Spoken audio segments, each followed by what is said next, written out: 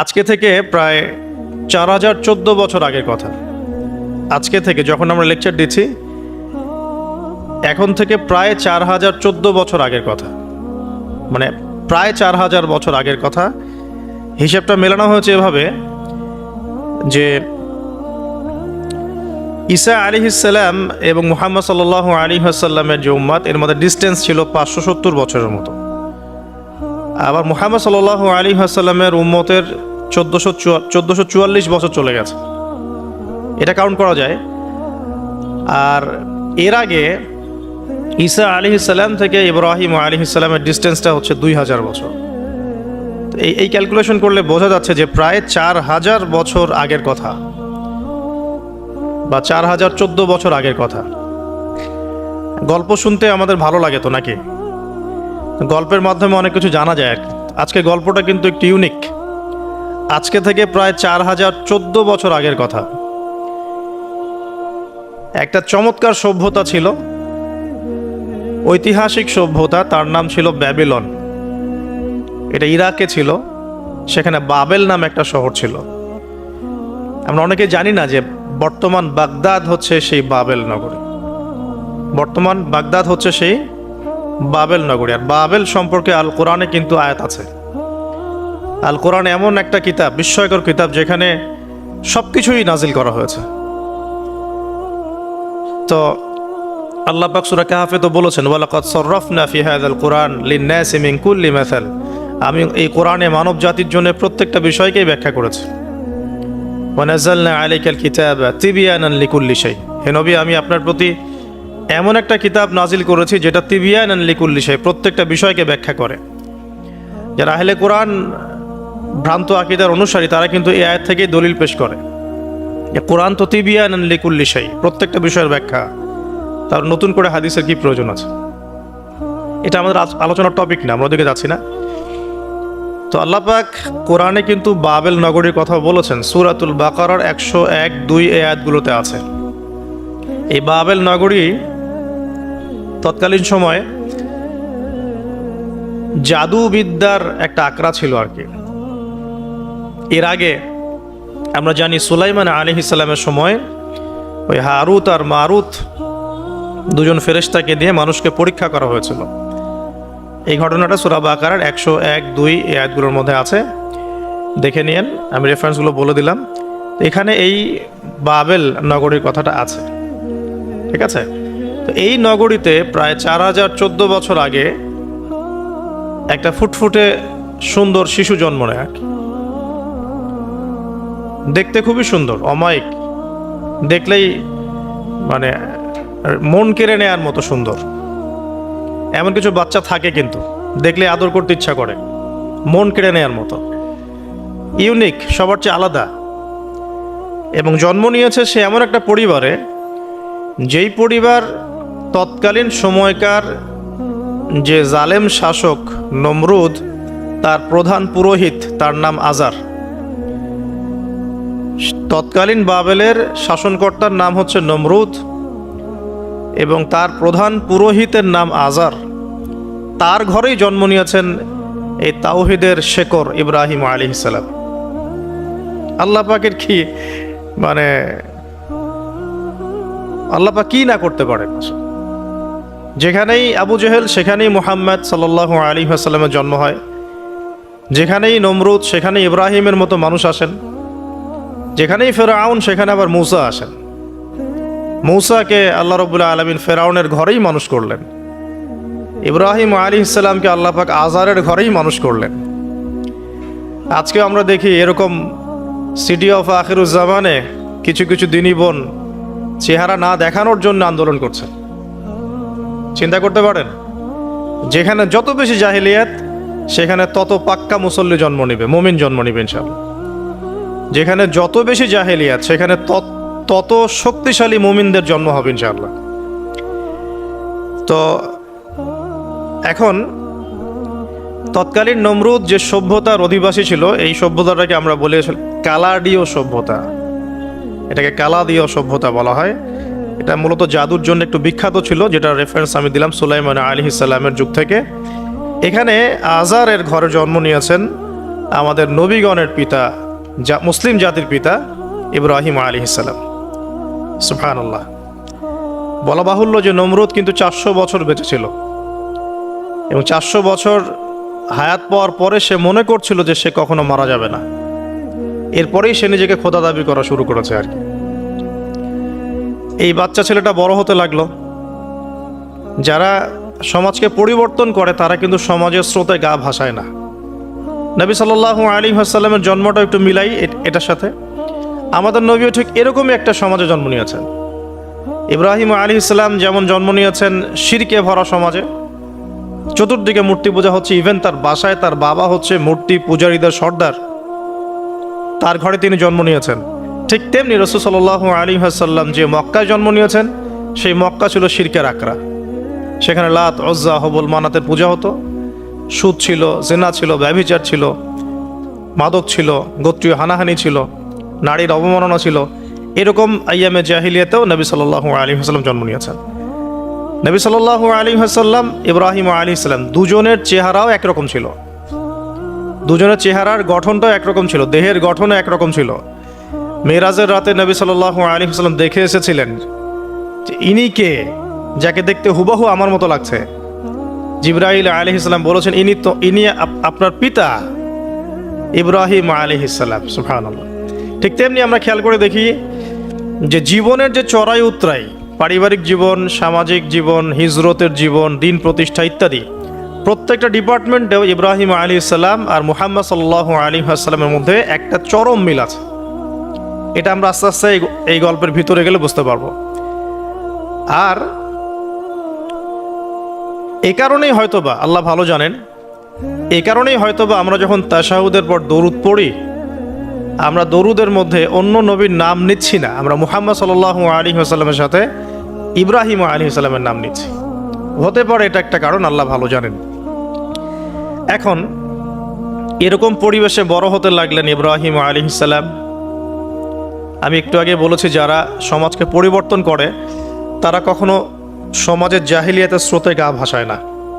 মুহাম্মদ সাল্লাল্লাহু আলাইহি ওয়াসাল্লাম সমাজ পরিবর্তন করেছেন আইয়ামে জাহিলিয়াতকে মাত্র 23 বছরের ব্যবধানে, কিন্তু তিনি কিন্তু জাহিলিয়াতের সাথে গা ভাসান নাই। তিনি কখনো সুদ খাননি, তিনি কখনো মূর্তি পূজা করেন নাই, তিনি কখনো কোনো অন্যায় গুনাহ করেন নাই, তিনি কখনো মাদকদ্রব্যের কাছেও যান নাই, কিন্তু সমাজটা ছিল এগুলোতে নিমজ্জিত। ঠিক ইব্রাহিম আলাইহিস সালামের ক্ষেত্রেও সেম। তিনি একজন প্রধান পুরোহিতের ঘরে জন্ম নিয়েও কখনো মূর্তির ধার কাছে যান নাই। বরং একটু যখন বড় হচ্ছেন, একটু বড় বলতে ম্যাচিউরড, আমাদের টিকটক প্রজন্মের মতো না, এরা 20-30 বছর হয়ে গেল ম্যাচিউরড হয় না, বুদ্ধি প্রতিবন্ধী, বিকলাঙ্গ। ইভেন ইদানিং আমাদের মেয়েরা ছেলে হচ্ছে আর কি। আমাদের নারীরা এখন পুরুষত্ব দেখাচ্ছে, আর আমরা পুরুষেরা ফেসবুকে একটা স্ট্যাটাস দিয়েই ক্ষান্ত হয়ে থাকি। এটুকু আমাদের দায়িত্ব উম্মার প্রতি। আর এখানে আমরা দক্ষতা অর্জন করেছি অনেক। আমরা মনে করি আমরা সবাই কিবোর্ড মুজাহিদ, আমরা এটা মনে করি। এটাই যুদ্ধ, এটাই জিহাদ। আর নারীরা মাঠে যুদ্ধ করছে এখন সম্ভ্রমের জন্য, অধিকারের জন্য ইত্যাদি। ফ্যামিলিস্ট রেভলিউশনের দিকে তাকালেও তাই দেখা যায়। ছেলেরা এখন বেকার হয়ে যাচ্ছে, কিন্তু মেয়েরা স্বাবলম্বী হচ্ছে। তারা দিনদার নয়, এই মেয়েগুলো দিনদার নয়, কিন্তু জীবনে প্রতিষ্ঠিত হওয়ার জন্য লড়ছে, চ্যালেঞ্জ গ্রহণ করেছে আর কি। এটা ছেলেদের উচিত ছিল। তা আজারের ঘরে জন্ম নেওয়া সেই ইব্রাহিম কিন্তু চ্যালেঞ্জ গ্রহণকারী একটা ছেলে। সে এখন তার পিতাকে বলছে, কি বলছেন আমরা একটু কোরআনের ভাষা শুনি। আল্লাহ রাব্বুল আলামিন বলেছেন সূরা মারিয়ামের মধ্যে এসেছে ঘটনাটা 41 থেকে 45 নম্বর আয়াতের মধ্যে। আল্লাহ পাক বলছেন ওয়াজকুর ফিল কিতাবি ইব্রাহিম বা'দা আউযু বিল্লাহি মিনাশ শাইতানির রাজীম। হে নবী মুহাম্মদ সাল্লাল্লাহু আলাইহি ওয়াসাল্লাম, আপনি এই কিতাবে ইব্রাহিমের ঘটনা বর্ণনা করুন। ইয ক্বালা লিআবিহি, যখন ইব্রাহিম তার বাবাকে বললেন, তার বাবা মানে আজারকে বললেন, ইয়া আবাতি, হে আমার বাবা, লিমা তা'বুদু, তুমি কেন ইবাদত করো এমন সত্তার, মা লা ইয়াসমাউ, যে শুনতে পারে না, ওয়ালা ইউবসিরু, দেখতেও পারে না, ওয়ালা ইউগনি আনকা শাইআ, তোমার কোনো উপকার করতে পারে না। একটা ছেলে যার বয়স হবে 15 থেকে 20 হয়তো বা হাইয়েস্ট, তার কাছে কি এমন জ্ঞান আসলো যে সে তার বাবাকে এখন চ্যালেঞ্জ করছে। তার জ্ঞানতাত্ত্বিক যুদ্ধ শুরু হলো, আদর্শিক যুদ্ধ শুরু হলো বাবার সাথে। হে আমার বাবা, আপনি কেন এমন সত্তার ইবাদত করছেন যে শুনতেও পারে না? অসারতা দেখিয়ে দেওয়া হচ্ছে চোখে আঙ্গুল দিয়ে, দেখতেও পারে না, আপনার তো কোনো উপকারও করতে পারে না, কোনো ক্ষতিও করতে পারে না। ওয়ালাম ইউগনি আনকা শাইআ ইয়া আবাতি, হে আমার বাবা, ইয়া আবাতি ইন্নী আখাফু আন ইয়ামাসসাকা আযাবুম মিনার রাহমানি ফাতাকুনা লিশ-শাইতানি ওয়ালিয়া, হে আমার বাবা, আমি ভয় পাচ্ছি যে আপনার উপরে না আবার আল্লাহ পাকের গজব নেমে আসে এবং আপনি শয়তানের ওলি না হয়ে যান। ওলি মানে কি? বন্ধু, বন্ধু, শয়তানের বন্ধু না হয়ে যান। ইয়া আবাতি ইন্নী ক্বাদ জাআনি মিনাল ইলম মা লাম ইয়াতিকা ফাত্তাবি'নি আহদিকা সিরাতান সাওয়িয়া। কি চমৎকার কথা! ছোট্ট ছেলেটা বলছে, হে আমার বাবা, আমার কাছে একটা জ্ঞান আসছে, জ্ঞান, আমার কাছে একটা জ্ঞান এসেছে যেটা তোমার কাছে আসে নাই। ফাত্তাবি'নি, তুমি আমার অনুসরণ করো। আহদিকা, আমি তোমাকে পথ দেখাবো। সিরাতান সাওয়িয়া, সহজ সরল পথ দেখাবো তোমাকে। সন্তান বাবাকে নসিহত করছে, দেখুন। সন্তান বলছে, আমার কাছে এমন জ্ঞান এসেছে বাবা যেটা তোমার কাছে আসে নাই, তুমি আমাকে ফলো করো, আমার অনুসরণ করো, আমি তোমাকে পথ দেখাবো। Ego problem, ego. আজকেও যখন কম বয়সী কোনো মানুষ বেশি বয়সের কাউকে দাওয়াত দিতে যাবে, এরকম প্রবলেম ফেস করতে হবে। তার বাবা কি বলল, কেন ফেস করতে হবে, আল্লাহ পাক সেটাও বলেছেন সূরা বাকারা, এটা এই সূরাটা সূরা বাকারায় বলেছেন। ওয়া ইযা কিলা লাহু ইত্তাকিল্লাহ, কিছু মানুষ আছে যাদেরকে যদি বলা হয় আল্লাহকে ভয় করুন, আখাযাতহুল ইজ্জাতু বিল ইসম, তাদের প্রেস্টিজে লাগে। এক কথায় কি? প্রেস্টিজে লাগে, প্রেস্টিজ নষ্ট হয়। আখাযাতহুল ইজ্জাতু বিল ইসম ফাহাসবুহু জাহান্নাম, আল্লাহ বলছেন ওর জন্য জাহান্নামই যথেষ্ট। তো এখনকার সমাজে প্রবলেমটা আপনারা ফেস করবেন। যদি আপনার বয়স কম হয়, আপনার কাছে অনেক জ্ঞান থাকলেও মানুষ সমাজের নিতে যাবে না। আপনি ক্রিপ্টোকারেন্সি নিয়ে কথা বলছেন, এক শ্রেণী ধর্মনেতাই আপনার পিছনে লেগে যাবে। আপনি ইসলামিক রেভলিউশন নিয়ে কথা বলবেন, ইসলাম এস্টাবলিশমেন্ট নিয়ে কথা বলবেন, ইউনিটি নিয়ে কথা বলবেন, উম্মার করণীয় নিয়ে কথা বলবেন। আপনি এই বয়সে, এত ছোট বয়সে আপনি উম্মার প্রবলেমসগুলো ফাইন্ড আউট করে সেগুলো সলিউশন নিয়ে কথা বলবেন, এত বড় সাহস আপনার? এটাই প্রবলেম এখন। অথচ চমৎকার একটা বিষয়, আমাদের সমাজে এগুলো দেখা যায়, অন্য কোথাও দেখা যায় না। কোনো ড্রাইভারকে জিজ্ঞাসা করবেন, কোনো ড্রাইভারকে জিজ্ঞাসা করবেন, তার স্কিল সম্পর্কে জিজ্ঞাসা করবেন যে আপনার স্কিল কেমন। একটা অ্যান্সার দিবে সে, আমি 10 বছর থেকে চালাই, বা 15 বছর থেকে চালাই, আমি 27 বছর থেকে গাড়ি চালাই। মানে তার এই বয়সটাই হচ্ছে স্কিলের মানে দলিল, সার্টিফিকেট। এখন এরকম চলছে দ্বীনি অঙ্গনেও। আমি 20 বছর থেকে ফতোয়া দিই, আমি 32 বছর থেকে ওয়াজ করি, আমি এই করি, আমি সেই করি। এই যে জাহির করা, আল্লামা তাকি উসমানী দামাত বরাকাতু এবং তার যারা ছাত্ররা আছেন সারা উপমহাদেশে, স্পেশালি বাংলাদেশে, তাদের অনেকের সাথে আমি দেখা করেছি। তারা একটা নসিহত সবাই কমনভাবে করেন, দেখি নসিহতটা করেন যে কখনো নিজেকে জাহির করবা না, কখনো নিজেকে জাহির করবা না, তাহলে আল্লাহ তোমার ইলম কেড়ে নিবে। আর আমরা এখন দ্বীনি অঙ্গনে জাহির করার জন্য ব্যস্ত। আমি এত বছর থেকে এটা করি, আমি অত বছর থেকে করি, অথচ এটা কোনো দলিল নয়, এটা কোনো সার্টিফিকেট নয়। এত বছর থেকে বলার পরেও ভুল হতে পারে, যেটা ভুল হবে সেটা শুধরে নিতে হবে। আর নবী সাল্লাল্লাহু আলাইহি ওয়াসাল্লাম যায়েদ বিন হারেসা রাদিয়াল্লাহু আনহুকে একটা কাফেলার সেনাপতির দায়িত্ব দিয়েছিলেন যখন তার বয়স মাত্র 17 বছর। কত বছর? 17 বছর বয়সী একজন তরুণ সাহাবী যায়েদ ইবনে হারেসা রাদিয়াল্লাহু আনহু, তিনি নেতৃত্ব দিচ্ছেন এমন সাহাবীদের যে সাহাবীরা তার চেয়ে বয়সে অনেক বড়। এমনকি এই অভিযান শেষ হওয়ার আগেই নবী সাল্লাল্লাহু আলাইহি ওয়াসাল্লাম ইন্তেকাল হয়। তার পরবর্তীতে আবু বকর সিদ্দিক রাদিয়াল্লাহু আনহু সেই অভিযান আবার চালানোর চেষ্টা করেন, আবার চালানোর জন্য মনস্থ করেন। তিনি আবার যায়েদ বিন হারেসা রাদিয়াল্লাহু আনহুকেই নেতৃত্ব দেন। এটা নিয়ে ওমর রাদিয়াল্লাহু আনহু তাকে কিছু কথা বলেন যে আপনি যায়েদ বিন হারেসাকে নেতৃত্ব দিচ্ছেন, বয়সে ছোট সাহাবী, তার পিছনে অনেক বড় বড় সাহাবী থাকবে, তারা তো তাকে নাও মানতে পারে, এটা কেমন হয়? বারবার তাকে ভেটো দিচ্ছেন। শেষমেশ আবু বকর সিদ্দিক রাদিয়াল্লাহু আনহু একটু রেগেই বললেন যে ইস্তা'মালাহু রাসূলুল্লাহ ওয়া আনতা তা'মুরুনি আন আনজি'হু, তাকে স্থলাভিষিক্ত করেছে স্বয়ং আল্লাহর রাসূল, আর তুমি এসে আমাকে বলছো আমি তাকে অপসারণ করব। সুবহানাল্লাহ। নবী সাল্লাল্লাহু আলাইহি ওয়াসাল্লাম যোগ্যতা দেখতেন মানুষের, কার যোগ্যতা কতটুকু আছে। তো ওইদিকে আমি ভিতরে ঢুকছি না। আমরা এখন সোশ্যাল অ্যাফেয়ার্সে যা দেখি যে আমরা যোগ্যতার চাইতে অন্যান্য বিষয়গুলোকে বেশি মূল্যায়ন করা শুরু করি আর কি। এতে করে তরুণরা উঠে আসতে পারে না, তরুণদের জার্নি অনেক টাফ হয়। এবং যারা স্পেশালি জেনারেল ব্যাকগ্রাউন্ড থেকে দিনের দিকে আসার চেষ্টা করেন, তারা পদে পদে হতাশ হয়। তাদেরকে বুকে নেওয়ার মানুষ খুব কম থাকে। কেন জানি তাকে মানুষ কাউন্টার মনে করে, এনিমি মনে করে, অন্তর্দাহ সৃষ্টি হয়, জ্বালান হয়। হঠাৎ করে উড়ে এসে জুড়ে বসলো, উম্মার দায়িত্ব নিয়ে নিচ্ছে, কোত্থেকে আসলো এটা? এরকম একটা দৃষ্টিভঙ্গি আমরা দেখতে পারি আর কি। এটা কাম্য ছিল না এটা। বরং তরবারি যত আপনি শান দিবেন তত ধারালো হবে। তো শান দিবে কারা? যারা তরোয়াল চালাতে পারে তারাই। যারা চালাতে পারে তারা যদি তরোয়ালকে ভোতা করে দেয়, তাহলে তো এটা দিয়ে আপনি জালেমের গর্দান কাটতে পারবেন না। তো যাই হোক, আমরা বেশি হাইথটের কথায় না যাই। আজার এখানে ছিলাম, দেখেন বাবাকে সন্তান উপদেশ দিচ্ছে। এবার বাবার উত্তরটা শোনেন। বাবা কেন গ্রহণ করলো না? বললাম প্রেস্টিজ ইস্যু। তুমি ছোট মানুষ হয়ে আমাকে এত বড় কথা বলো?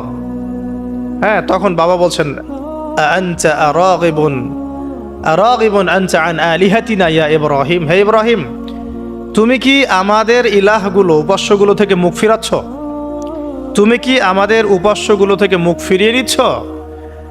আনতা রাগিবুন আনতা আন আলিহাতিনা ইয়া ইব্রাহিম লাইন লাম তানতাহি। যদি বিরত না হও, ঠিক যেমন থ্রেট আমাদেরকে করা হয়, যদি বিরত না হও, লাইন লাম তানতাহি লাআরজুমান্নাকা রাহজান মালিয়া। তিনি বলছেন যদি বিরত না হও তাহলে তোমার মাথাটা পাথর দিয়ে মেরে ফাটিয়ে ফেলবো। আরজুমান্নাকা মানে রজম করব। রজম মানে কি? যে কোমর পর্যন্ত গেথে পাথর মারা। বিবাহিত পুরুষ জেনা করলে যেটা শাস্তি হয়। লাইন লাম তানতাহি, যদি বিরত না হও, লাআরজুমান্নাকা রাহজান মালিয়া, দূর হও এখান থেকে বের হও হতভাগা। আমরা বলি না, দূর হও এখান থেকে, ঠিক ওই রকম। যদি ফিরে আসো ভালো কথা, না ফিরে আসলে রজম করে দিব, মাথা ফাটিয়ে ফেলবো পাথর দিয়ে মেরে। এখান থেকে দূর হও হতভাগা। কাকে বলছে এটা? ইব্রাহিম আলাইহিস সালামকে। এবার তিনি খুব নরম সরম মানুষ, শান্তিকামী মানুষ। তিনি বলছেন ক্বালা সালামুন আলাইক। এই সালামুন আলাইক কথাটা শিখে নেবেন, জীবনে অনেক ক্ষেত্রে কাজে লাগবে। সালামুন আলাইক মানে আপনার উপর শান্তি বর্ষিত হোক। যখনই আপনি কলিউশন অ্যাভয়েড করতে চাবেন, সালাম দিয়ে চলে আসতে হবে। সেটা পরিবারেও, সমাজেও, দিন প্রতিষ্ঠার ক্ষেত্রে। কেউ আপনাকে সমালোচনা করছে, গালিগালাজ করছে, গীবত তহমত করছে, আপনাকে নিয়ে এপিসোড বানাচ্ছে, এখন আপনি কি করবেন? প্রত্যেকটার কাউন্টার দিতে থাকবেন? তাহলে আপনার গোল নষ্ট হয়ে যাবে, আপনার গোল থেকে আপনি বিচ্যুত হয়ে যাবেন। এগুলো নিয়ে আপনাকে ব্যস্ত থাকতে হবে। তখন এগুলো নিয়ে উম্মাহ ব্যস্ত আছে বলেই এখন পর্যন্ত গোল অ্যাচিভ হয় নাই। আমরা এগুলো নিয়ে ব্যস্ত আছি বলেই এখনো গোল অ্যাচিভ হয় নাই। তো এই কারণে ইব্রাহিম আলাইহিস সালামের সুন্নাহ হচ্ছে সালামুন আলাইক, তোমাদের উপর শান্তি বর্ষিত হোক। হ্যাঁ, তবে যে জায়গাটাতে দালিলিকভাবে জ্ঞানতাত্ত্বিক যুদ্ধ করতে হবে সেটা করতে হবে, সেটা অন্য ইস্যুস। তো ইব্রাহিম আলাইহিস সালামকে পরিবার ছাড়তে হলো। পরিবার মানে তার মাকে ছাড়তে হলো, তার বাবাকে ছাড়তে হলো। তার কোনো অপরাধ আছে? ইব্রাহিম আলাইহিস সালামের কোনো অপরাধ আছে? না। এখন আমরা তো অনেক সময় মনে করি আমি তো নিরপরাধ, নির্দোষ, তাহলে আমার উপরেই কেন এরকম হচ্ছে? ইব্রাহিম আলাইহিস সালামের কোনো অপরাধ আছে? নাই। তাকে ঘর ছাড়তে হলো, বাড়ি ছাড়তে হলো, তার বাবা তাকে বের করে দিলেন। এখান থেকে লেসন নিয়ে নেন আজকের প্রথম লেসন, যে আপনি আমি যদি হকের উপর থাকি, সর্বপ্রথম বাধাটা পরিবার থেকে আসতে পারে। কারণ সবার পরিবার একরকম না। এখনকার মেজরিটি সংখ্যক পরিবারগুলোই জাহেল, একদম জাহেল, বস্তুবাদী, জানোয়ারের মতো। মানে খাও দাও, সেক্সুয়াল সম্পর্ক, বিয়ে শাদী, সন্তান, এর বাইরে কিচ্ছু চিন্তা করতে পারে না। দুনিয়া আর দুনিয়া, এর বাইরে কিচ্ছু চিন্তা করতে পারে না। ইল্লা মাশা আল্লাহ, কিছু পরিবার আছে এর বাইরে, তাদের কথা আলাদা। সবাই তো আর ছোটবেলা থেকে আধ্যাত্মিক পরিবার পায় নাই, দিনই পরিবার পান নাই। আর এটার পরিমাণ দিন দিন কমেই আসছে। ম্যাক্সিমাম পরিবার এখন জাহান্নামের টুকরা আর কি। আল্লাহ পাক পরিবারকে বলেছেন জাহান্নাম থেকে বাঁচাও, কু আনফুসাকুম ওয়া আহলিকুম নারা। এখন ওই পরিবারই হয়ে গেছে জাহান্নামের টুকরা। আপনি দিনের পথে চলতে চাইলে প্রথম হোঁচটটা পরিবার থেকে খেতে পারেন। এটা ইব্রাহিম আলাইহিস সালামের জীবনেও যেমন হয়েছে, মুহাম্মদ সাল্লাল্লাহু আলাইহি ওয়াসাল্লাম জীবনেও সেম। যে মিলাচ্ছিলাম কিভাবে, তার ক্ষেত্রেও সেম। চাচারা শত্রু না, চাচারা শত্রু, আশপাশের মানুষ শত্রু। চাচা এসে বাড়ির সামনে খড়কুটা ফেলে দিয়ে যায়, চাচি এসে ময়লা আবর্জনা ফেলে দিয়ে যায়, কেউ গালি দেয়, কত সমস্যা। যখন নিজের মানুষরা আপনার এগেনস্টে চলে যায় তখন মনটা ভেঙে যাবে স্বাভাবিক। কারণ নিজের মানুষটা সারা দুনিয়া যদি আপনার বিপক্ষেও থাকে, কাছের কিছু মানুষ আপনার পক্ষে থাকে, তখন আপনি বাসাতে অ্যাটলিস্ট সিংহ, তখন বাসা থেকে এনার্জি নিয়ে বাইরে যুদ্ধ করতে পারবেন। কিন্তু বাহিরে সবাই মোটামুটি ধরেন যে আপনার পজিটিভ, তো বাসায় এসে দেখলেন যে বাসায় আপনার কোনো রকম অনুকূল পরিবেশ নাই, তখন বাইরে সিংহ হলে বাসায় বিড়াল হয়ে থাকতে হবে তখন। দেখেন ইব্রাহিম আলাইহিস সালামের জীবনে আর মুহাম্মদ সাল্লাল্লাহু আলাইহি ওয়াসাল্লামের জীবনে একটা স্পেশাল নেয়ামত ছিল, সেটা হলো স্ত্রীদের নেয়ামত। স্ত্রীদের নেয়ামত। বাহিরের মানুষ অনেক কিছু বলছে, গালিগালাজ করছে, মারছে, কাটছে, থুতু দিচ্ছে, সমালোচনা করছে, কিন্তু বাসায় ইব্রাহিম আলাইহিস সালামের আছেন সারা, হাজেরা, আর মুহাম্মদ সাল্লাল্লাহু আলাইহি ওয়াসাল্লামের আছেন খাদিজা রাদিয়াল্লাহু আনহা।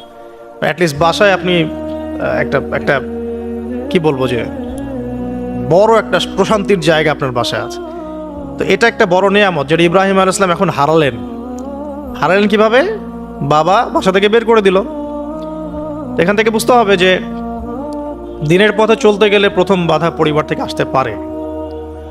তাই বলে তাদের সাথে কোনো রকমের দ্বন্দ্ব সংঘাতে যাওয়া যাবে না। সালামুন আলাইক, সালামুন আলাইক, তোমাদের উপর শান্তি বর্ষিত হোক। ইব্রাহিম বলছেন সালামুন আলাইক, হে বাবা আপনার উপর শান্তি বর্ষিত হোক। শুধু তাই না, আরও বলছেন আস্তাগফিরু লাকা রব্বি, আমি আপনার জন্য আল্লাহর কাছে ক্ষমা চাইব ইনশাআল্লাহ। ইন্নাহু কানা বি হাফিয়া, তিনি আমার প্রতি খুব মার্সিফুল, আশা করি তিনি আমার দোয়া কবুল করবেন। কিন্তু যখন তিনি জানতে পেরেছিলেন যে তার বাবা শিরকের উপর আছেন, আল্লাহ পাক মাফ করবেন না, সূরা তওবার মধ্যে আছে, তখন থেকে তিনি আর ক্ষমা চান নাই, বাবার জন্য ক্ষমা চান নাই। তো এবার ইব্রাহিমের সফর শুরু হলো একাকিত্বের সফর। তার মানে একটা বিষয় এটাও শিখতে হবে, হকপন্থীদের সাথে আল্লাহর দেয়া একটা বিশেষ নিয়ামত হচ্ছে একাকিত্ব। হকপন্থীদের লাইফে আল্লাহ পাকের পক্ষ থেকে একটা বিশেষ অনুগ্রহ হচ্ছে একাকিত্ব। মানে একাকিত্ব কেন নিয়ামত বললাম? কারণ একাকিত্ব মানুষকে আল্লাহ চিনিয়ে দেয়। অনেক আলেম দেখবেন যারা জেল টেল খেটে বের হয়েছেন, তারা সবাই একটা কথা বলবেন, জেলখানায় আমরা আল্লাহকে চিনেছি। সব আলেমরা এই কথা বলে যারা ওখান থেকে বের হয়ে আসে। কারণ একাকিত্ব মানুষকে গভীরভাবে ভাবায়, আল্লাহকে পাওয়ায়, আল্লাহর কাছে দোয়া করতে শেখায়, মানুষকে বোঝায় যে আল্লাহ ছাড়া কেউ নাই সাহায্য করার। তো যারা হকপন্থী হয় একাকিত্ব তাদের বরণ করতেই হয়, এটা মাথায় রেখে পথ চলতে হবে। ইব্রাহিম আলাইহিস সালাম পথ চলা শুরু করলেন। এবার কি হলো, তিনি কি বাসা থেকে বের হয়ে সেই এলাকা ওই নমরুদের দেশ ছেড়ে চলে গিয়েছিলেন? উত্তর না, প্রথমে তিনি চলে যান নাই। প্রথমে তিনি ওই সমাজেই থেকেছেন, থেকে দাওয়াত দেওয়ার চেষ্টা করেছেন। তিনি ওই সমাজেই থেকেছেন, থেকে দাওয়াত দেওয়ার চেষ্টা করেন, ঠিক মুহাম্মদ সাল্লাল্লাহু আলাইহি ওয়াসাল্লামের মতোই। সমাজের মানুষ যখন নির্যাতন নিপীড়ন করছেন, তিনি কি শুরুতেই সমাজ ছেড়ে বের হয়ে চলে গেছেন? না, 13 বছর দাওয়াত দিয়েছেন। কত বছর? 13 বছর। তো ইব্রাহিম আলাইহিস সালাম সমাজের মানুষকে দাওয়াত দেন। কিভাবে দেন? কোরআনে এভাবে ভাষা আসছে। আমি সূরাগুলোর নাম বলে দিই, আপনারা একটু চেক করে নিয়েন। সূরা আম্বিয়ার মধ্যে আসছে, সূরা সফফাতের মধ্যে আসছে, সূরা আনআমের মধ্যে আসছে। তো তিনি দাওয়াত দেন এভাবে যে ওয়াইজ ক্বালা ইব্রাহিম, যখন ইব্রাহিম বললেন লিআবিহি ওয়া কওমিহি, তার বাবাকে এবং তার কওমকে বললেন, মা হাযিহি তামাসিলুল্লাতী আনতুম লাহা আকিফুন, তোমরা এইসব কি মূর্তির উপাসনা করো, এদের চারপাশে ঘুরতে থাকো, কি সব করো? তো তারা বলে যে নাহনু বাল ওয়াজাদনা আবাআনা কাযালিকা ইয়াফআলুন, আমরা আমাদের বাপ দাদাদেরকে দেখেছি এইভাবেই করতে। তাদের রেফারেন্স কিন্তু এটাই ছিল কোনো দালিলিক জ্ঞানতাত্ত্বিক যুক্তি বিজ্ঞান দর্শন এখানে নাই। দর্শন এখানে কি ফিলোসফিটা কি, বাপ দাদাদেরকে দেখেছি করছে। তো এটা দিয়ে আবার অনেক সময় বাংলাদেশে আবার একটা ট্রেন্ড চালু করা হয়েছে যে তোমরা দীর্ঘদিন 1200 বছর থেকে যে ইসলামটা ফলো করে আসছো ওটা ভুয়া, আমরা যেটা নতুন মডারেশন দিচ্ছি এটাই সঠিক। এই দলিল সেম না। এখানে অমুসলিমদেরকে দাওয়াত দেওয়া হচ্ছে। অমুসলিমরা বলছে যে আমরা বাপ দাদাদেরকে দেখেছি যে তারা এভাবেই মূর্তি পূজা করতো, আমরা তাই করি। এটার সাথে কি হানাফি মাযহাবকে মিলাবেন আপনি? হ্যাঁ, হানাফি মাযহাব বাপ দাদা থেকে চলে আসে, ভুয়া, নতুন যেটা দিচ্ছি এটাই সঠিক। আস্তাগফিরুল্লাহ। তো আমরা হাত চেঞ্জ করাটাকে এখন মনে করি হিন্দু থেকে মুসলমান হইলাম মনে হয়। হাত বদল করাটাকে মনে হয় যে হিন্দু থেকে মুসলমান হয়েছি মনে হয়। গভীরে ঢোকেন, ওলামায়ে কেরামদের মানে দার্সে গিয়ে বসে গভীরে ঢুকলে বুঝতে পারবেন যে ইসলামিক স্কুল অফ থটগুলা প্রত্যেকটারই ভিত্তি আছে, এগুলোর গভীর শেকড় আছে, ভিত্তি আছে। আল্লাহ, রাসূল এবং রাসূলের সাহাবীগণ, এই তিনটাকেই মানতে হবে। আপনি যদি বলেন যে আমি সাহাবীদেরকে মানি না, খালি আল্লাহ এবং রসুলকে মানি, তাহলে আল্লাহকে রসুলকে মানতে পারবেন না। সাহাবীদের অনুসরণ না করলে রসুলকে ফলো করতে পারবেন না। তো ওইটা আজকের ইস্যু না, এটা ফিকহি অনেক ব্যাপার, গভীর ব্যাপার, এটা অন্যদিন কথা হবে। এই দলিল আর এই দলিল কিন্তু সেম করা যাবে না। আবার যে আমরা বাপ দাদা থেকে দেখে আসছি তোমরা নামাজ এইভাবে পড়ো, এই নামাজ ওই দলিল চলবে না, আমারটা ঠিক, এটা ঠিক না। নামাজ যেটা পড়ে আসে তারা, এটা ঠিক আছে। এর প্রত্যেকটা দলিলের মধ্যে অথেন্টিসিটি আছে। এরকম করে সমাজে ফিতনা ছড়ানো ঠিক হবে না, বিভ্রান্তি ছড়ানো ঠিক হবে না। এখন আসুন, ইব্রাহিম আলাইহিস সালামকে কি আনসার দিচ্ছেন? আমরা আমাদের পিতা মাতাদেরকে দেখেছি, বাপ দাদাকে দেখেছি এরকম তাওয়াফ করতে, মূর্তির চারপাশে পূজা করতে, নজর দিতে। তো ইব্রাহিম আলাইহিস সালাম বলছেন যে হাল ইয়াসমাউনাকুম, এই মূর্তিগুলো কি তোমাদেরকে শুনতে পারে? ইয তাদউন, যখন তোমরা একে ডাকো। হাল ইয়ানফাউনাকুম, তোমাদের কোনো উপকার আসতে পারে? আও ইয়াদুররুকুম, তোমাদের কোনো ক্ষতি করতে পারে? তার দলিলগুলো কিন্তু অকাট্য। ইব্রাহিম আলাইহিস সালামের দলিলগুলো কিন্তু এখানে, যুক্তিগুলো কিন্তু অকাট্য। আসলে কি সে শুনতে পারে? আসলে কি সে দেখতে পারে? আসলে কি সে তোমার উপকার করতে পারে?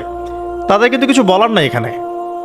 তারা বলছে বাল ওয়াজাদনা আবানা কাযালিকা ইয়াফআলুন, আমাদের পিতা মাতা বাপ দাদাদেরকে দেখেছি এইভাবেই করতে।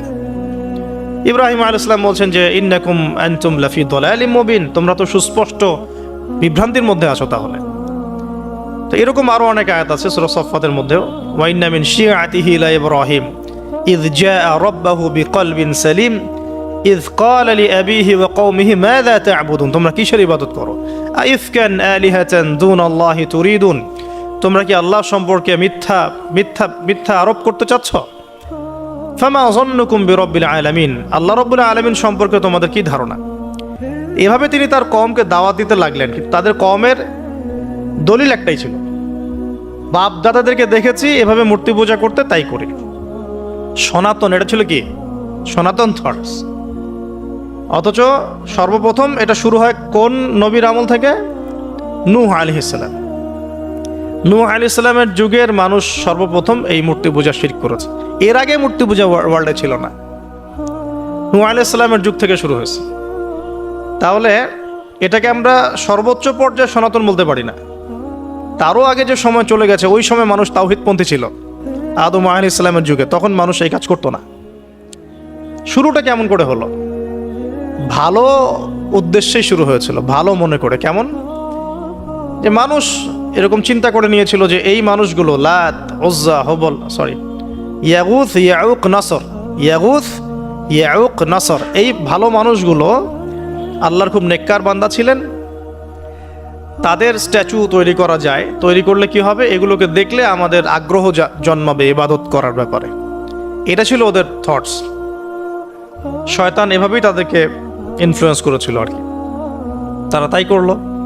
এই জেনারেশনটা যখন মারা গেল, পরের জেনারেশন যখন আসলো, তখন শয়তান ওদেরকে বোঝালো, ধরেন 100-200 বছর পরে বোঝালো যে ওরা খুব ভালো মানুষ ছিল, ওদের মূর্তিকে মসজিদের বাইরে না রেখে ভিতরে ঢুকিয়ে ফেলো, তাদেরকে সেজদা করতে হবে না, ভিতরে ঢুকিয়ে ফেলো, ইবাদতে মনোযোগ আসবে।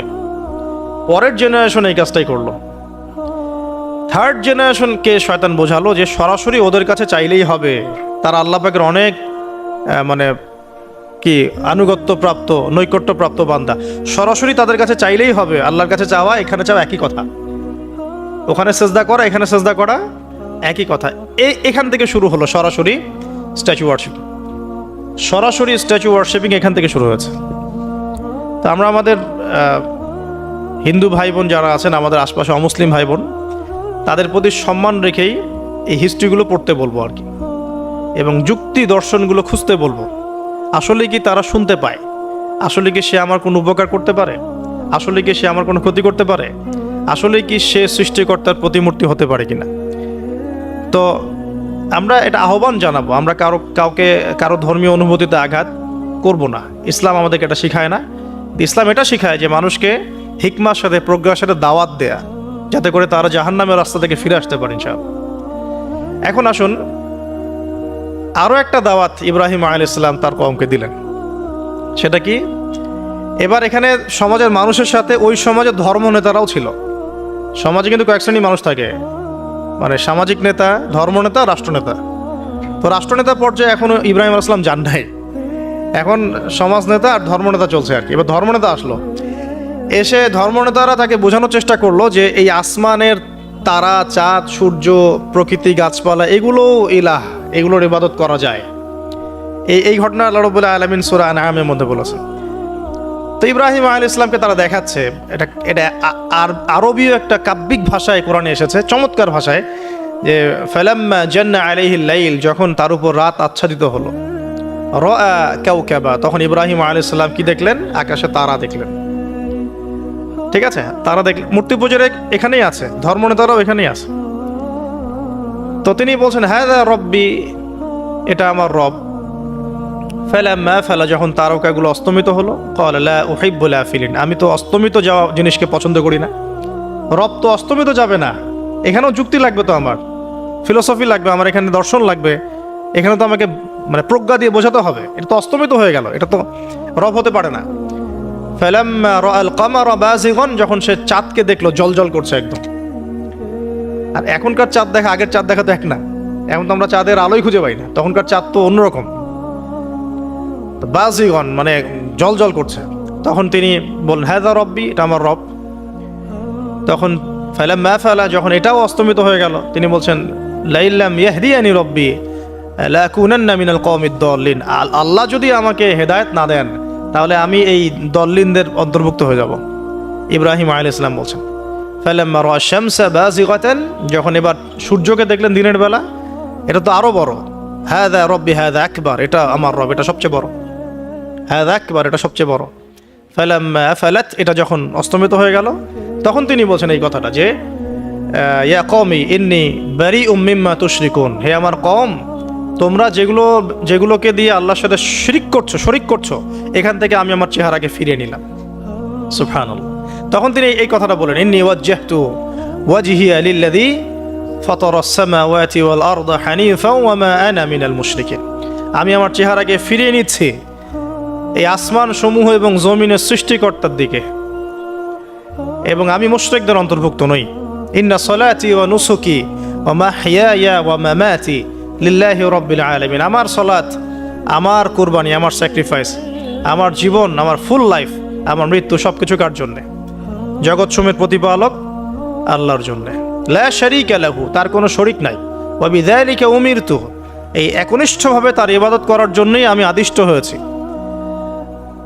ওয়া বিযালিকা উমিরতু ওয়া আনা মিনাল মুসলিমিন, এবং আমি মুসলিমদের অন্তর্ভুক্ত। এই শুরু হলো এবার পুরো স্পষ্টভাবে তাওহীদের ঘোষণা দেয়া। তবে ইব্রাহিম আলাইহিস সালামের এক একটা পদক্ষেপ কি যৌক্তিক না, বৈজ্ঞানিক না, এবং অকাট্য প্রমাণ আছে না, এগুলোকে কিন্তু ভেদ করতে পারছে না তারা। এবার ইব্রাহিম আলাইহিস সালাম চিন্তা করলেন তারা এবার উচিত শিক্ষা দিতে হবে। তবে আগে বলেন এই যে উচিত শিক্ষাটার কথা বলছে, এটা আবার আপনারা খবরদার ভুলেও কোথাও দিতে যায় না, ঠিক আছে? এটারও সময় আছে। ইব্রাহিম আলাইহিস সালামের সাথে নবী সাল্লাল্লাহু আলাইহি ওয়াসাল্লামের জীবনের মিলের কথা বলছিলাম। নবী সাল্লাল্লাহু আলাইহি ওয়াসাল্লাম মক্কা বিজয়ের আগে কি কখনো মূর্তির গায়ে হাত দিয়েছেন কিনা বলেন? দিয়েছেন না। যখন মক্কা বিজয় হয়ে গেছে, পুরো স্টেটই আপনার, অথরিটি আপনার, তখন আপনি আপনার অ্যাকশন নিতেই পারেন, সেটা আপনার ব্যাপার, তখন আপনি কি করবেন? মুহাম্মদ সাল্লাল্লাহু আলাইহি সাল্লাম কাবা ঘরে ঢুকে তখন মূর্তি ভেঙেছেন এবং বলেছেন ওয়াকুল জা আল হক ওয়াজাকাল বাতিল ইন্নাল বাতিলা কানা যাহুকা, তাই না? তো ইব্রাহিম আলাইহিস সালাম এবার শিক্ষা দেওয়ার চিন্তা করছেন। তিনি বলছেন যে যখন এরা মেলাতে যাবে, ওই উৎসবে যাবে, তখন আমি এদেরকে দেখে নিব। এটা কুরআন চমৎকারভাবে বলেছে যে إذ قال لأبيه وقومه ماذا تعبدون أئفكا آلهة دون الله تريدون فما ظنكم برب العالمين فراغ إلى آلهتهم فقال ألا تأكلون। ইব্রাহিম আলাইহিস সালাম এবার যখন ওরা মেলায় চলে গেছে, যাওয়ার আগে আবার ইব্রাহিম আলাইহিস সালাম বলছিলেন যে ইন্নী সাকিম, আমি হচ্ছি অসুস্থ। আমি কি অসুস্থ? নজর নজরতান ফিন নুজুম। ইব্রাহিম আলাইহিস সালাম রাতের বেলা আকাশের দিকে তাকালেন একবার, তাকিয়ে ওদেরকে বললেন যে ইন্নী সাকিম, আমি অসুস্থ। এটা কৌশল, আমি অসুস্থ, এটা কৌশল। তো এই কৌশল আবার সব জায়গায় খাটাতে যায় না আর কি। তো এবার যখন তারা চলে গেল, ফারাগা ইলা আলিহাতিহিম ফাকালা আলা তাকুলুন, এবার তিনি ওই মূর্তি গৃহ যেটা ওদের, ওখানে ঢুকে বলছেন যে আলা তাকুলুন, তোমাদের কি হলো, খাচ্ছ না কেন? কাদেরকে বলছে এই কথা? মূর্তি, খাচ্ছ না কেন? মা লাকুম লা তানতিকুন, কি হলো, কথা বলছো না কেন? এবার ফারাগা আলাইহিম দরবাম বিল ইয়ামিন, এবার ইয়ামিন মানে ডান হাত, ডান হাতে যা পেয়েছিলেন আর কি, তা দিয়ে সবগুলোকে ভেঙে চুরমার করে ফেলছে। ব্যাস, এবার ওরা যখন আসলো এসে বলছে যে আনতা ফাআলতা হাযা বিআলিহাতিনা ইয়া ইব্রাহিম, হে ইব্রাহিম, তুমি কি আমাদের উপাস্যদের সাথে এই কাজ করেছো?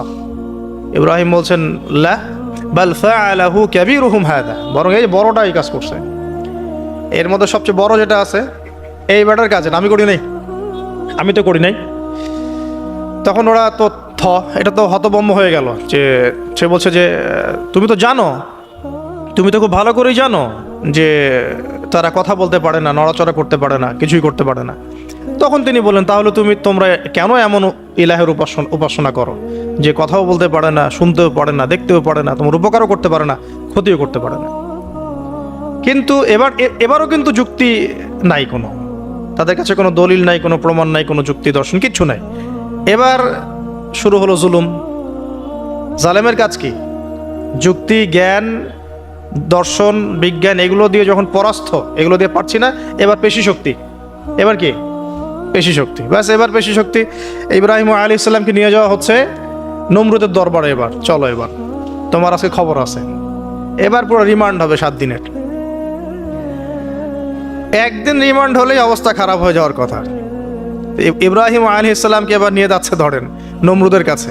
কি যে হবে আল্লাহ ভালো জানেন। ইব্রাহিম আলাইহিস সালাম যখন যাচ্ছেন তখন কি তিনি জানতেন যে আল্লাহ পাক তাকে আগুন থেকে বাঁচাবেন? এই ঘটনা যে ঘটবে তিনি কি জানতেন? আচ্ছা, আমরা না হয় জানি যে এমনটা হয়েছিল। ইব্রাহিম আলাইহিস সালাম ওই সময় তো আর জানতেন না যে কি হতে যাচ্ছে। তার মানে তার ওই সময় তার ইমানের তেজ, তার স্থিরতা, ইস্তেকামা এবং তাওয়াক্কুল কত বেশি ছিল। তাকে নিয়ে যাওয়া হচ্ছে। এবারে নমরুদের সামনে দাঁড় করিয়ে নমরুদ এবার একটু মজা নিয়ে জিজ্ঞাসা করলো যে কে তোমার রব? ওই কবরের প্রশ্ন করার মতো, মান রব্বুক, তোমার রব কে? তো ইব্রাহিম আলাইহিস সালাম বলছে রব্বি আল্লাযী ইউহয়ী ওয়া ইউমীত, আমার রব তিনি যিনি জীবন দেন মৃত্যুও দেন। এবার নমরুদ বলছে ক্বালা আনা উহয়ী ওয়া উমীত, আমি তো জীবন দিই আর মৃত্যু দেই। কিভাবে? একজন যাবজ্জীবন প্রাপ্ত আসামিকে ডেকে নিয়ে ছেড়ে দিল, দিয়ে বললো যে জীবন দিলাম। আর একজন আসামিকে ডেকে তৎক্ষণাৎ মৃত্যুদণ্ড দিয়ে মৃত্যু দিলাম। তো ইব্রাহিম দেখলেন আলাইহিস সালাম এ তো মোটা বুদ্ধির মানুষ, কারণ যে যত বড় জালেম হয় তার বুদ্ধি তত মোটা হয়, কিন্তু এটা মাথায় রাখবেন। ফেরাউনের মতো জুলুম মানুষের বুদ্ধি লোপ করে দেয়, আর শিরক মানুষের মধ্যে ভয় সঞ্চার করে। যখন আপনি শিরক করতে থাকবেন মনে খুব ভয় কাজ করবে। এবং মুশরিক বাহিনী কখনো ইসলামের বিজয় লাভ করতে পারে নাই। যে মুসলিম সেনাবাহিনীর মধ্যেও শিরক ছিল না, ওরা যুদ্ধের মাঠে পরাজিত হয়ে গেছে। ইতিহাস ঘাটবেন, মুসলিম যে সেনাবাহিনীর মধ্যে শিরক ছিল ওই সেনাবাহিনী পরাজিত হয়ে গেছে। আবার অল্প গুটি কয়েক সেনাবাহিনী তারা তাওহীদপন্থী ছিল, তারা জয়লাভ করেছে। ইতিহাস ঘেটে দেখবেন। তো জুলুম কি করে? বুদ্ধি লোপ পায়। নমরুদের বুদ্ধি লোপ পেয়ে গেল। তো ইব্রাহিম আলাইহিস সালাম বলছেন রব্বি আল্লাযী ইউহয়ী ওয়া ইউমীত, এ তো এটা বুঝলো না। তাহলে ইব্রাহিম আলাইহিস সালাম বলছেন যে আল্লাহ রাব্বুল আলামিন, আমার আল্লাহ তিনি পূর্ব দিক থেকে সূর্য ওঠান। তো তুমি যদি ইলাহ হয়ে থাকো তাহলে পশ্চিম দিক থেকে উঠাও। এটা আরো বড় অকাট্য দলিল হলো। তার অবস্থাটা আল্লাহ ব্যাখ্যা করছেন এভাবে, আল্লাহ বলছেন ফাবুহিতাল্লাযী কাফার, কাফের একদম হতভম্ব হয়ে গেল। একদম হতভম্ব হয়ে তো লাভ নাই, পেশি শক্তি আছে আমার, তোমার যুক্তি বিজ্ঞান দর্শন থিওরি তো আমার দরকার নাই, তোমার দিনের জ্ঞানের এলিমেন্ট তোমার দরকার নাই, তোমার ওয়াজ নসিহতের আমার দরকার নাই, আমার কাছে কি আছে? পেশি শক্তি আছে, পিঠায় সব সিধা করে ফেলাবে একেবারে। বাস ইব্রাহিম আলাইহিস সালামের জন্য বলছে ফাল হাররিকুহু ওয়ানসুরু আলিহাতাকুম, একে জ্বালায় দাও, পুরায় দাও, একে জ্বালায় পুরায় দাও, তোমাদের ইলাহদেরকে সাহায্য করো। আল্লাহ পাক অন্য জায়গায় বলছেন যে ফাআরাদু বিহি কাইদান ফাজআলনাহুমুল আসফালিন, তারা ইব্রাহিম আলাইহিস সালামকে নিয়ে একটা বিশেষ বড় একটা কৌশল করলো। এই কৌশলটা কি ছিল? তাকে অগ্নিকুণ্ডের মধ্যে ফেলে দেওয়ার একটা চেষ্টা করলো, আগুন জ্বালিয়ে রাখলো, বলা হয় 40 দিন, এগুলো হিস্ট্রি বা তাফসীরগুলোতে আসছে, আমি just Quran text to the point বলছি। তো আগুন দাউ দাউ করে জ্বলতে লাগলো, ওই ব্যাবিলন ওখানকার সব মানুষ দেখছে বিষয়টা। ইব্রাহিম আলাইহিস সালামকে ফেলে দেওয়া হবে। দেখেন, যখন ফেলে দেওয়া হবে তখন কি ইব্রাহিম জানতেন যে তিনি আগুনে পুড়বেন না? তিনি তাহলে প্রস্তুত ছিলেন, তিনি তখন জীবন দেওয়ার জন্য প্রস্তুত ছিলেন, ঠিক আছে? এখন তাকে ফেলে দেওয়া হচ্ছে, ঠিক ওই সময়ে জিবরাইল আলাইহিস সালামের আগমন। সুবহানাল্লাহ। তিনি এসে বলছিলেন যে আমার কাছে কোনো হাজত আছে নাকি আপনার? তখনও ইব্রাহিম আলাইহিস সালাম বলেছেন আপনার কাছে আমার কোনো হাজত নাই। হাসবি আল্লাহ ওয়া নি'মাল ওয়াকিল, এই যে কথাটা আমরা বলি হাসবুন আল্লাহ ওয়া নি'মাল ওয়াকিল, হাসবি আল্লাহ ওয়া নি'মাল ওয়াকিল, ইব্রাহিম আলাইহিস সালাম বললেন আল্লাহ আমার জন্য যথেষ্ট এবং তিনিই আমার উত্তম কর্মবিধায়ক। বাস এরকম মোমেন্টে বান্দা যখন আল্লাহকে এভাবে চাবে, আল্লাহ রাব্বুল আলামিন না এসে পারবেন? কখনোই পারবেন না ইনশাআল্লাহ তাআলা। তখন আল্লাহ রাব্বুল আলামিনের আদেশ চলে আসলো, ইয়া নার, হে আগুন, কুনি বারদান ওয়া সালামান আলা ইব্রাহিম, ইব্রাহিমের জন্য ঠান্ডা হয়ে যাও, শীতল ঠান্ডা হও, মানে খুব শীতল না, আবার আরামদায়ক শীতল ঠান্ডা হয়ে যাও। সুবহানাল্লাহ। এভাবে আল্লাহ রাব্বুল আলামিন ইব্রাহিম আলাইহিস সালামকে অগ্নি পরীক্ষা থেকে বাঁচালেন। ওখানে ইব্রাহিম আলাইহিস সালাম থাকলেন, কোনো ক্ষতি হলো না। তিনি পরবর্তী সময় বলেছিলেন ওই সময়টুকুর মধ্যেই তিনি শান্তিতে ছিলেন। ওই যে বললাম না, অনেকে যে নির্যাতন নিপীড়নের শিকার হয়, তারপরে বলে যে ওই সময়টুকুই ভালো ছিলাম, আল্লাহকে পেয়েছিলাম, তেলাওয়াত বেশি ছিল, তাহাজ্জুদ বেশি ছিল, পরে ফিতনার যুগে চলে আসছি। তো এই হলো অগ্নি পরীক্ষা। এরপরে কওমকে দাওয়াত দেওয়ার হলো না, সেখান থেকে চলে যেতে হলো।